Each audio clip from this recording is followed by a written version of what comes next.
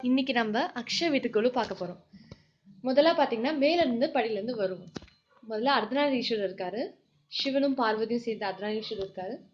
அடுத்ததா பாத்தீங்கன்னா சரஸ்வதி இருக்காங்க, அப்புறம் துர்கை, முருகர், லக்ஷ்மி, சரஸ்வதி, விநாயகர், அப்புறம் கிருஷ்ணர் பாத்தீங்கன்னா சின்ன பூல படுத்திருக்க மாதிரி ஒரு சிலை இருக்கு.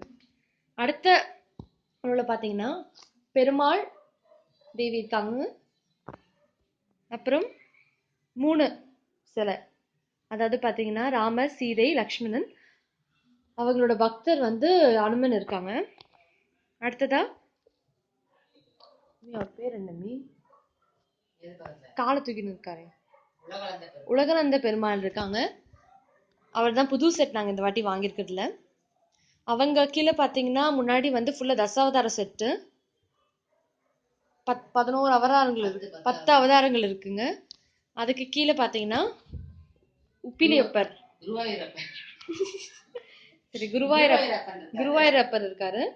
அதுக்கு முன்னாடி வந்து ஐகிரீஸ்வரரா லக்ஷ்மி ஐகிரவர் இருக்காங்க.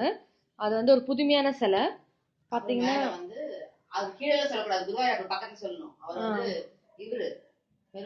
பெருமாள் முத்தங்கி பெருமாள் இருக்காரு, முத்தங்கி பெருமாள் இருக்காரு. உடம்பெல்லாம் முத்தால் அலங்காரம் பண்ணதுனால அவங்க முத்தங்கி பெருமாளா சொல்றாங்க. பக்கத்துல வந்து மீனாட்சி இல்லையா, ஆண்டாள். ஏன்னா வந்து கையில வந்து கிளியோட இருக்கறனால அவங்க ஆண்டாள்னு அழைக்கப்படுகிறாங்க. பக்கத்துல பாத்தீங்கன்னா இந்த புது சிலை நாங்க வாங்கியிருக்கோம், காளிகாம்பாள் வாங்கியிருக்கோம். பிரம்மாண்டமா அந்த முகக்கலை பாத்தீங்கன்னா உங்களுக்கு தெரியும், அவ்வளவு ஒரு முக அம்சத்தோட இருக்காங்க. அவங்க பக்கத்துல பாத்தீங்கன்னா இவங்க வந்து இதுக்கு போருக்காக தயாரிக்கப்பட்ட அம்மன் சொல்லலாம், வராகி அம்மன். இவங்க ஒரு சக்தி வாய்ந்த அம்மனா. இவங்க கிட்ட என்ன வேணாலும் உண்மையா வேணா நடக்கும், அதுவே பொய்யா வேணா கண்டிப்பா அவங்களே கொண்டுடுவாங்க. அப்படிதான் எங்க அம்மா சொல்லியிருக்காங்க. நெக்ஸ்ட் இவங்கதான் வந்து குரு. நம்ம எல்லாரும் படிப்புக்காக வேண்ட சாமி வந்து ஸ்ரீ தட்சிணாமூர்த்தி, மன்னித்துக் கொள்ளுங்கள். முன்னாடி வந்து லக்ஷ்மி, 8 லட்சுமி இருக்கு. அடுத்த அஷ்டலட்சுமி. அடுத்ததுல பாத்தீங்கன்னா பாலாம்பிகை அத பாத்துட்டோமே, பாலாம்பிகை இருக்காரு. நெக்ஸ்ட் படுத்திருக்காரு பாம்போட, யாரு, ரங்கநாதர் படுத்திருக்காரு.